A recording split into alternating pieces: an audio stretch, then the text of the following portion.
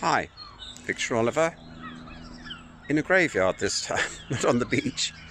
Actually, it's an appropriate place to be because A, I'm out of the wind, and B, the whole question of the afterlife seems to be uppermost in my mind at the moment. Number of reasons why.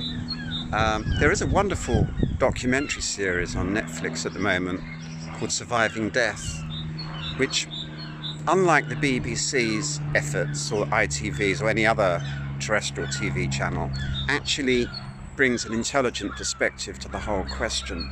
That doesn't mean that it confirms what mediums claim, that there's an afterlife, but it does at least allow people to talk, and we are allowed to watch at length what happens during experiments, during so-called seances and stuff like that. I can't honestly say to you that I'm persuaded by all the mediums that I've seen. The obvious complication these days with mediumship or any form of divination is that we have access to so much information on the internet. And there were one or two examples that I've seen so far where it could be credibly argued that the medium was too precise, that they'd obtained their information maybe from a source other than the afterlife. I was raised in a spiritualist household. My mother was actually born in Italy. She was a Roman Catholic. From quite an early age, she was rebellious. She turned against the local priest. She saw through his hypocrisies.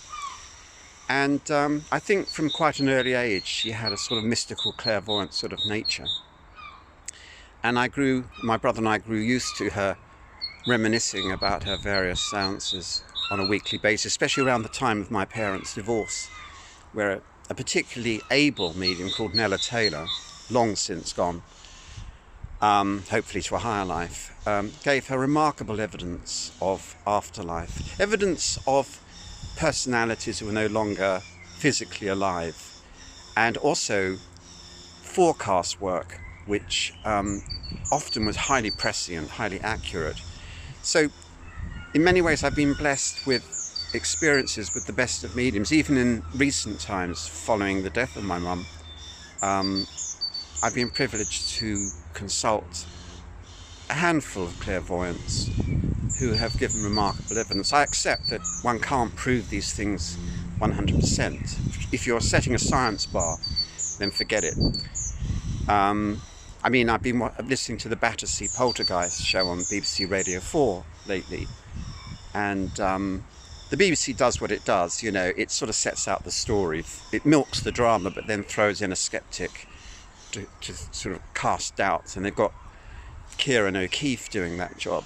Last seen in Most Haunted, so far as I'm concerned, where he was like the resident skeptic debunking Yvette Fielding's attempts to persuade us that she was both narrator, host, medium, and sometimes I think she was a credible ghost herself. But Kieran O'Keefe is a credible paranormal researcher. He probably has a science background. I can't remember now what his CV is. He has a nice, calm voice.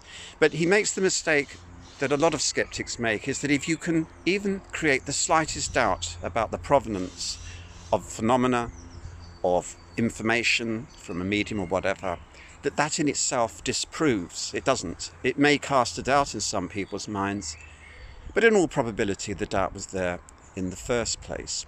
And certainly his attempts to debunk the Battersea Poltergeist story at the moment is woeful. That's all I can say to you. Not because I'm persuaded that the Battersea Poltergeist story is true. It's certainly amazing. Whether it's true, that's another matter.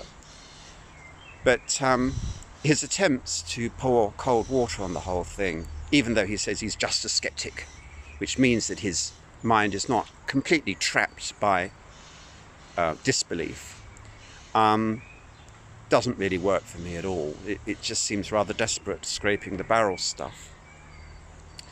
But the question of afterlife has never really been answered. This may surprise some people who know that I attend a local spiritualist church. At least I did before lockdown.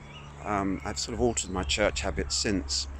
And certainly at that church, there's a handful of really good mediums who certainly do produce information that cannot be rationally explained away.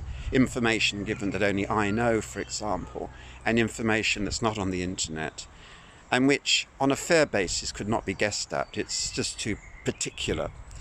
And a number of experiences I've had too since the death of my mum, which don't confirm anything but keep the door open on the possibility of afterlife, even though frankly I don't see the point of the afterlife. After all, when you consider the cosmos, the time, the sheer gargantuan size of our cosmos, and we're just these funny little things on a silly little planet. And yet that's looking at it from a materialist point of view. We don't know where we're from. We don't know why we're here, really. Scientists try their best, and certainly they furnish us with fascinating facts. Just listening to Professor Brian Cox will entertain you with loads of geeky, nerdy facts about the size of the universe and the temperature of one of Saturn's moons, or whatever it is that turns you on. But no one can address the other questions, the other dimensions which rest in the area of metaphysics. And within metaphysics, we have the question of religion and the personal experiences of people, which scientists try to debunk and cast doubt on.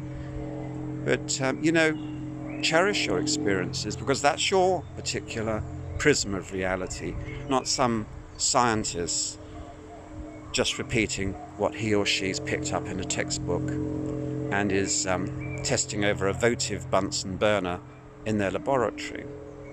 Now, it's unfashionable what I'm saying at the moment. A lot of people will be thinking, oh dear, he's deluded. He doesn't know what he's talking about. Well, I know exactly what I'm talking about, but I freely confess that I don't know the answer to the question of whether there's an afterlife. I suspect that there is. I've had enough experience, personal experience, as I say, to keep the doors open on possibilities. But of course, when you're in a graveyard looking at all these bits of stone, all in very poor repair, mass. I mean, I can't read any of these